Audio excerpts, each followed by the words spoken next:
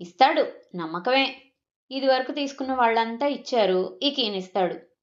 నువ్విట్లా సంఘసేవలో మునిగి తేలు, కష్టార్జితం దారపోస్తుండు. పిల్లేమో ట్రాక్టర్ నడిపి బండ పనులన్నీ నెత్తినేసుకుని నువ్వు వచ్చేసరికి పూర్తి చేస్తుంది. వర్షిణి అంటూ గట్టిగా అరిచాడు పృథ్వీ. నేనొచ్చేసరికి ఇవన్నీ చేయమని చెప్పానా నీకు? పెద్ద హీరోయిన్లో ట్రాక్టర్ నడిపావట అన్నాడు కోపంగా. వర్షిణి కోపంగా జవాబిచ్చింది. తొలకరి మొదలై వర్షం పడితే ఎరువులు ఎలా తోలటం? ఎరువు తడిస్తే కష్టం కాదా? చెరువు మట్టి అందరూ తీసుకెళ్తున్నారు.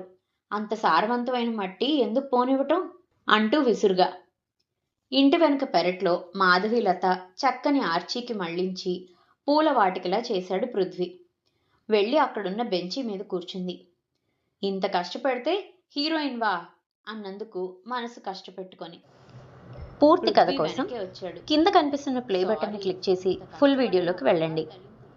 కథ విని నచ్చితే లైక్ చేయండి, మీ ఫ్రెండ్స్ అండ్ ఫ్యామిలీకి షేర్ చేయండి, మీ అభిప్రాయాల్ని కామెంట్ చేయండి. ఇలాంటి మరెన్నో మంచి మంచి కథలను ఆడియోలో వినాలనుకుంటే మా ఛానల్ని సబ్స్క్రైబ్ చేసి పక్కనున్న బెల్ ఐకాన్ని క్లిక్ చేశారనుకోండి, నేను ఇలా వీడియో పెట్టగానే అలా మీకు నోటిఫికేషన్ వస్తుంది. ఎన్నో మంచి మంచి కథలను మిస్ కాకుండా వినేయచ్చు. చేస్తారు కదూ మరి.